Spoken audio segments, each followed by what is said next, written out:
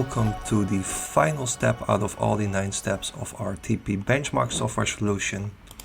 This step allows the user to include some final information that you want to have in your benchmark report, such as a screenshot of the search strategy, the legal name of the advisor in case applicable of course, and the name of the client or multinational performing the benchmark, as well as the region for which the benchmark is performed. The tool allows for 2 methods of preparing the report. The first one is an uneditable PDF version that automatically includes the information that is provided in the previous steps, as well as a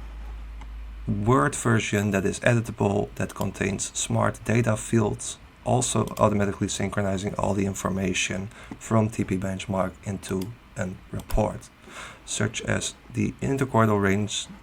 the selection of the profit level indicator,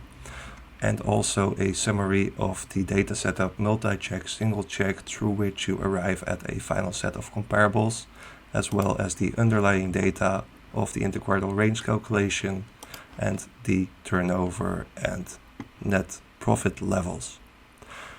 Thank you for listening to this series of TPbenchmark onboarding videos.